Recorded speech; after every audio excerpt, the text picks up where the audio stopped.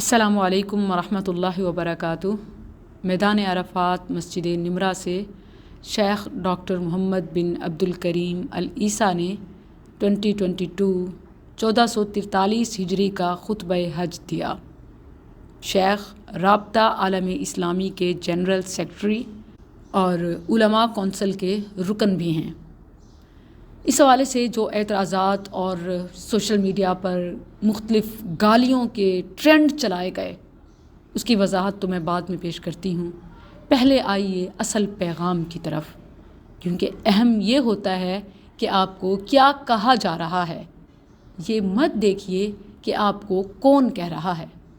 علی رضی اللہ عنہ کا یہ فرمان، انظروا الی ما قال ولا تنظروا الی من قال، یہ آپ کو اس وقت یاد دلانا اس لیے ضروری ہے کیونکہ ہم عبادات میں بھی اختلاف، فرقہ واریت، مذہبی تنگ نظری کے اس قدر عاجز ہو چکے ہیں کہ خطبہ حج جیسے عظیم علمی، عملی، اصلاحی موقع سے بھی فائدہ نہ اٹھا سکے اور محروم رہے۔ اس وقت ضرورت تو اس امر کی تھی کہ یہ خطبہ اس عظیم خطبے کی یاد دلاتا جس کا آغاز خطبہ حجۃ الوداع سے ہوا تھا، رسول اللہ صلی اللہ علیہ وسلم کے اسی میدان عرفات میں دیے گئے خطبہ سے۔ مگر ہم ایک پرسنالٹی کو، ایک خطیب امام کو بنیاد بنا کر سارے پیغام کو بھول گئے۔ شیخ نے آغاز ہی الحمدللہ العلیم الخبیر سے کیا، گویا اللہ کو گواہ بنایا کہ ہر ایک کے ہر عمل سے اللہ واقف ہے، اور پھر کس قدر دلوں کو جھنجھوڑنے والا خطاب کیا، یا حجاج بیت اللہ، اے اللہ کے گھر کے حاجیوں، یا ایھا المسلمون فی کل مقام، اے دنیا بھر کے مسلمانوں، میں اپنے آپ کو اور آپ سب کو تقوی اللہ کی نصیحت کرتا ہوں۔ اس تقوی اللہ کی بنیاد پر صرف ایک اللہ کی عبادت کرو، کہ اس وقت جہالت، شرک، بدعات کے خاتمے کی ضرورت نہیں، اور کس قدر خوبصورت پیغام ہے، اور ارکان اسلام کی اول ابتدا ہے، پہلا رکن ہے، اور اس کے ساتھ ہی رسالت کا ذکر اتنی خوبصورتی سے کیا کہ سنت کی پیروی کرو اور سنتوں کو سیکھو، کیونکہ عبادات ویسے کرنی ہیں جیسے رسول اللہ صلی اللہ علیہ وسلم نے سکھایا، اور پھر فرمایا خذوا عنی مناسککم، عبادات کے طریقے، حج کا طریقہ مجھ سے سیکھ لو۔ عبادت وہی قبول ہوتی ہے جو سنت کے مطابق ہو۔ الگ الگ طریقے مت بناؤ کہ پھر ہم متحد نہیں ہو سکیں گے، اور اس وقت یہ سب سے ضروری ہے۔ امت میں اتحاد انسانیت کی لیڈرشپ ہے۔ یہی وہ جملہ ہے کہ جس کو بنیاد بنایا جاتا ہے کہ یہ تو اسلام، یہودیت اور عیسائیت کو اکٹھا کرنا چاہتا ہے۔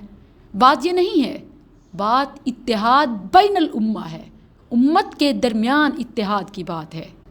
کل بھی اور آج بھی شیخ کے الفاظ کا ترجمہ یہی ہے کہ امت کا آپس میں وحدت، اخوت اور تعاون انتہائی ضروری ہے۔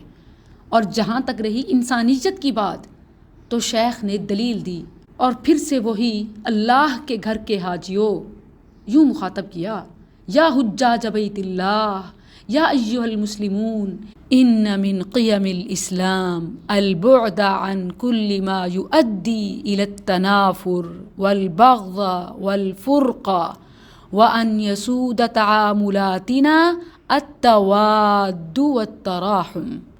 اے اللہ کے گھر کے حاجیوں اور اے دنیا بھر کے مسلمانوں، اسلام کی بنیاد اس چیز پر ہے کہ ہر قسم کی نفرتوں، کدورتوں اور فرقہ واریت کو مٹایا جائے، اور ہم اپنے معاملات کو محبت اور رحم کی بنیاد پر چلائیں۔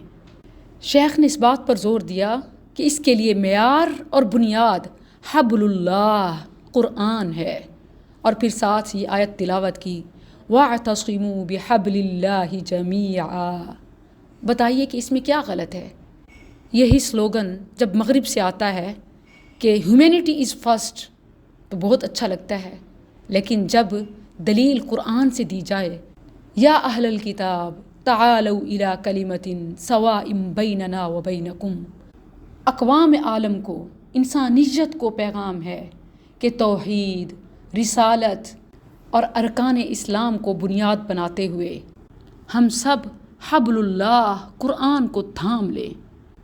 شیخ کے خطبے کو میں نے لائیو بھی سنا اور بار بار سنا۔ امام صاحب کا زور اسی بات پر تھا کہ اسلام کی روح یہ ہے خیر الناس انفعہم للناس، لوگوں کے لیے انسانیت کو فائدہ پہنچانے والے بن جاؤ۔ وفی حسن التعامل مع الآخرین ایًا کانوا، یہی اسلام کی روح ہے کہ لوگوں کو نفع پہنچاؤ، انسانیت کو فائدہ پہنچاؤ، اور انسانیت کا سب سے بڑا فائدہ اسلام میں ہے۔ تو یا ایہا المسلمون یا حجاج بیت اللہ، اے اللہ کے گھر کے حاجیوں اور دنیا بھر کے مسلمانوں، امت بن کر وحدت، اخوت اور ایک دوسرے کے ساتھ تعاون کرتے ہوئے یہ مشن لے کر چلو کہ لوگوں کو فائدہ پہنچانا ہے۔ شیخ نے ارکان اسلام پر زور دیتے ہوئے، حبل اللہ کو سٹیمپ بناتے ہوئے کہ قرآن معیار ہے، قرآن بنیاد ہے، تقوی اللہ، عفو درگزر، دوسروں پر رحم، اس کو زاد راہ بناؤ۔ آخر میں شیخ نے جہلاء کو منہ نہ لگانے کا مشورہ دیا کہ ان کو مطمئن کرنے میں وقت ضائع نہ کرو۔ کتنا خوبصورت پیغام ہے، اور امت کو، انسانیت کو اس کی ازحد ضرورت ہے۔